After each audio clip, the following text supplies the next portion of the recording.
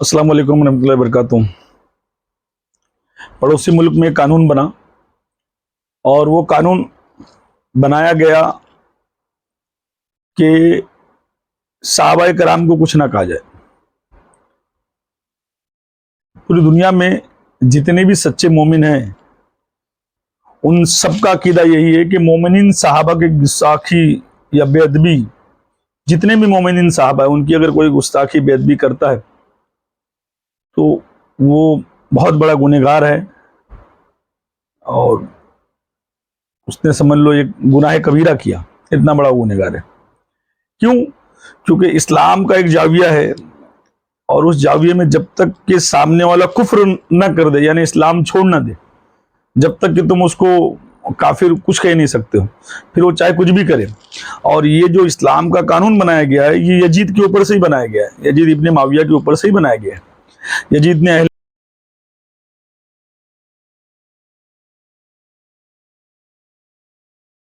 Yazid मुसलमान था कि नहीं? यजीद बिल्कुल मुसलमान है, रहमतुल्लाह ताला अलैह। समझ आ रही ने? हाँ, नबी दे घराने नू हमेशा उहो ही कुत्ता भौंकदा है जिस दे दिल दे अंदर नबी दी इज्जत ते कदर नहीं। यजीद आखो रहमतुल्लाह ताला बैत अलैहिस्सलाम को कत्ल करवाया, सहाबाए कराम को कत्ल करवाया, उनकी बीवियों की बच्चियों की इज्जतों को लुटवाया, खाने काबा पे आगजनी की, रसूल के पूरे ख़ानदान को ख़त्म कर दिया।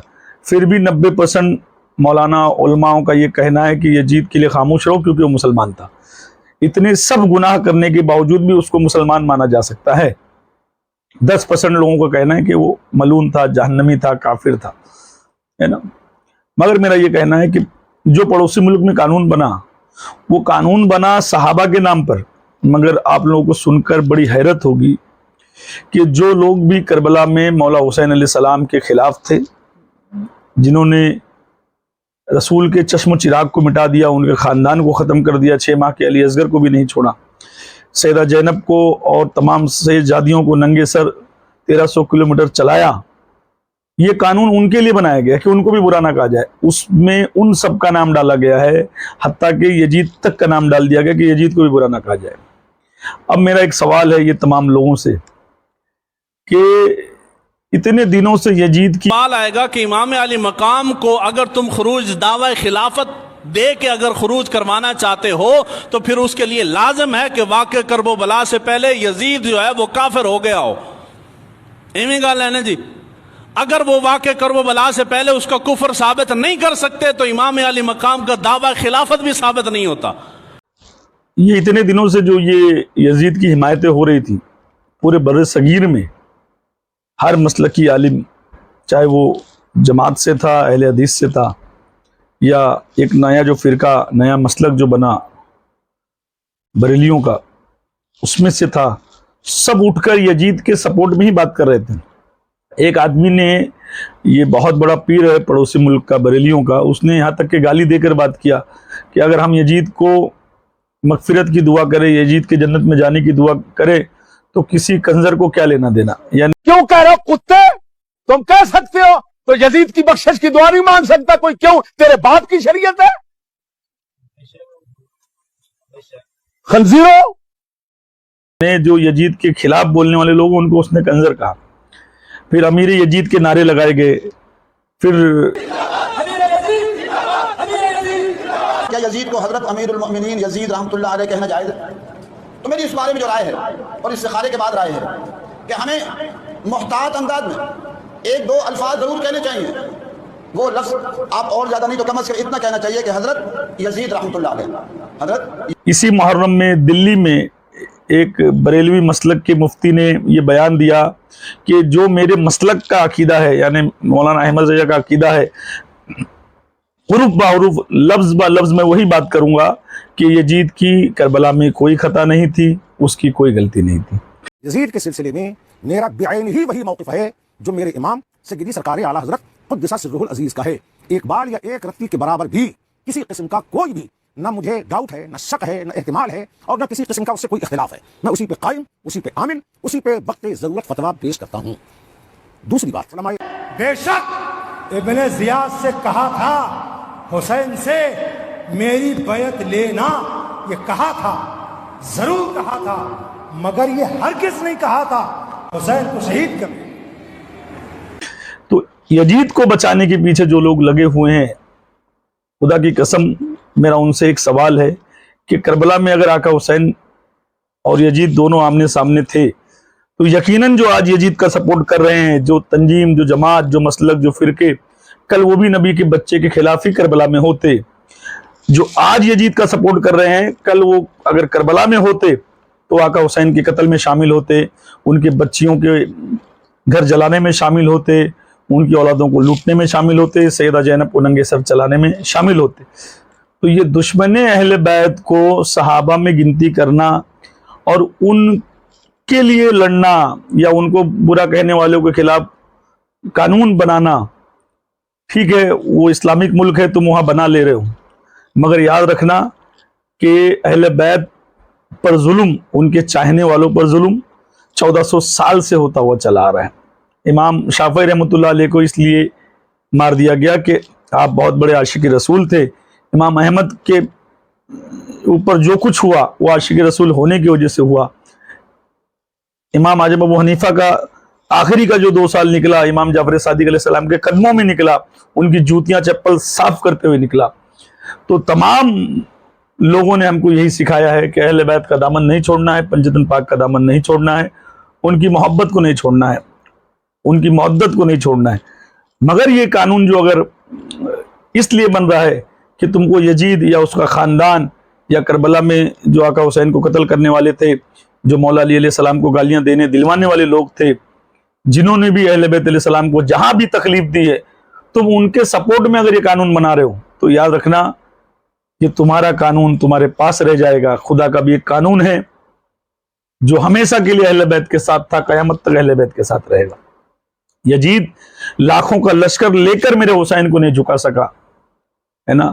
لوگوں نے ہر زمانے میں کوشش کی، نام علی رکھنے پر تکلیف ہوئی، نام حسین رکھنے پر تکلیف ہوئی، علی والوں کو ہر جگہ تکلیف دی گئی، مگر مصر نے تخت دار پر چڑھ کر علی علی کیا۔ تو خدا کی قسم تم اہل بیت کی محبت کرنے والوں کے لیے اگر یہ قانون بنا رہے ہو، یہ نیا زمانہ ہے، اس میں نئی ٹرم ہے نیم رافضی، نہ پہلے سنی نہ اس سے پہلے سنی، اب سن رہے ہیں۔ کون کہ جو آل بیت اطہار کا ذکر تھوڑا کھل کے کر دے، کیا کر دے جی؟ کھل کے کر دے، کہتے ہیں یہ نیم رافضی ہے۔ میں نے کہا جو کھل کے آل بیت کا ذکر نہ کرے ہم تو اسے مومن نہیں سمجھتے۔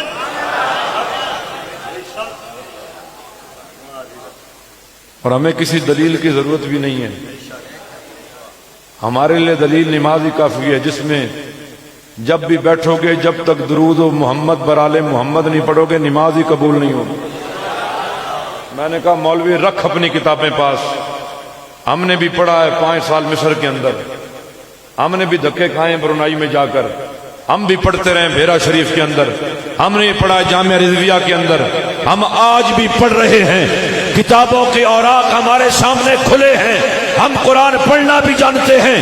تمہاری میز پر ایک قرآن ہوگا، ہمارے ٹیبل پہ تمہیں 10 نشانیاں لگے نظر آئیں گے۔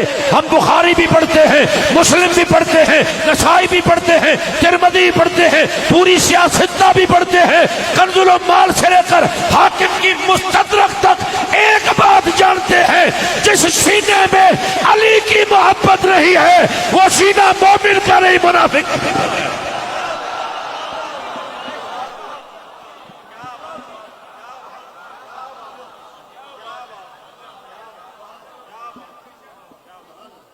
کیونکہ آج جو پوری دنیا میں ہر نئی نسل علی علی کر رہی ہے، حسین حسین کر رہی ہے، کیوں؟ کیونکہ انٹرنیٹ کا زمانہ ہے، ساری کتابیں اس پہ اپلوڈ ہیں۔ تمہاری خود کی کتابیں جو ڈالی ہوئی، جو تم نے خود اپنے چینلوں پہ ڈالا ہوا ہے، اپنے سائٹ پر ڈالا ہوا ہے، جب ہم اس میں سے بھی نکال سکتے ہیں اور جو باقی باتیں ہمارے پاس موجود ہیں، تو وہ تو دنیا، اب دیکھو پہلے ایک چٹھی جاتی تھی تو 3 مہینہ لگتا تھا، اب ایک میسج کلک کرنے میں 3 سیکنڈ بھی نہیں لگتا ہے اور آدمی تک بات پہنچ جاتی ہے۔ تو ہر کوئی اب مطلب کہ کولو کا بیل نہیں ہو گیا ہے، اب کوئی ایسا بکرا نہیں جس کو ڈنڈی سے مار کر تم کہیں بھی لے کے چلے جاؤ گے. ہر بچہ تحقیق کرتا ہے, ہر بچہ سوچ رہا ہے, سمجھ رہا ہے, جانکاری لے رہا ہے, اور لاسٹ میں اس کو جب یہ معلوم پڑتا ہے کہ یار جنت کے مالک حسین ہیں, ہم کو جنت میں جانا ہے تو ہم حسین والے ہو جاؤ. جنت کی مالک سیدہ طیبہ ماں فاطمہ سلام اللہ علیہا ہے, تو بچیاں, لڑکیاں, بوڑھی ماں فاطمہ کی محبت کرنے والی بن جا رہی ہیں. اور ان کو جب سمجھ میں آ رہا ہے کہ سچا دین اہل بیت علیہ السلام کا ہے, مولوی تو یزیدی بنا رہا ہے, یہ تو یزید والا ہے اور یزید کی سپورٹ میں ہے, یہ قانون تم نے بنا کر بتا دیا کہ تم اہل بیت کے دشمن کل بھی تھے, آج بھی تھے, قیامت تک رہو گے. اور الحمدللہ ثم الحمدللہ ہندوستان میں, میرے ملک میں ایک قانون جو اس گورنمنٹ نے بنایا, میں اس کو دعائیں دیتا ہوں کہ انہوں نے جو قانون بنایا اس میں جو دھارائیں ڈالی ہیں, کوئی بھی مفتی, کوئی بھی مولوی, کوئی بھی حافظ کسی پر بھی کوئی فتویٰ نہیں دے سکتا ہے, کسی تنظیم پر کوئی فتویٰ نہیں دے سکتا ہے.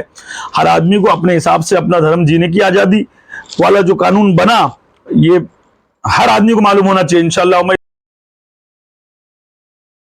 اس پہ پرسنل ایک ویڈیو بنا کے پورے ہندوستان میں ڈالا لوں گا, شارٹ ویڈیو. تو تم چاہے جتنا اہل بیت پہ پابندی لگا لو, ان کی محبت پہ پابندی لگا لو, مفتی حنیف قریشی پر تم نے پہلا پرچہ کاٹ دیا, اور جس نے بولا بھی کہ بھائی میرے منہ سے غلطی سے نکلا, بعد میں اس نے توبہ کیا, اس کے باوجود تم لوگوں نے اس پہ کیس کروا دیا. تو تم چاہے جتنی کوششیں کر لو, اب نئی نسل علی علی کرنے سے نہیں رکنے والی, حسین حسین کرنے سے نہیں رکنے والی. علی کا ذکر سننا اور سنانا عبادت ہے, اس عبادت میں لگ جاؤ. اب میرے نبی کو یہ بھی تو پتا تھا کہ سارے ہی علی علی نہیں کر سکتے. نہ جانے کتنے لوگ مسلکوں کو, فرقوں کو چھوڑ کر علی والے ہو رہے ہیں, حسین والے ہو رہے ہیں, حق پر آ رہے ہیں. اور آپ یہ دیکھ ہی رہے ہو کہ دن پہ دن تاجیہ داری بڑھتے جا رہی ہے, حسینیت بڑھتے جا رہی ہے, علم بلند ہوتے جا رہے ہیں. کیوں؟ کیونکہ آخری دور امام مہدی علیہ السلام کا ہے, جو رسول کا آخری بیٹا جس کا نام محمد مہدی ہے وہ آنے والا ہے. اور جب وہ آئے گا تو ظاہر سی بات ہے جو یزیدی ہوں گے دجال کی طرف ہوں گے, جو علی والے ہوں گے, حسین والے ہوں گے, وہ علی کے بیٹے, فاطمہ کے بیٹے امام مہدی کے ساتھ ہوں گے. تو تم قانون چاہے جتنے چاہے جہاں بنا لو, چاہے جو کچھ کر لو, یاد رکھنا صدائے علی بلند ہوتی رہے گی, صدائے حسین بلند ہوتی رہے گی. اور الحمدللہ نئی نسل جو علی علی کر رہی ہے ان کو میرا سلام, ان عالموں کو سلام ہے جو حسینیت کی طرف آ چکے, کھل کر حسینیت کا کام کر رہے ہیں. والسلام علیکم ورحمۃ اللہ وبرکاتہ.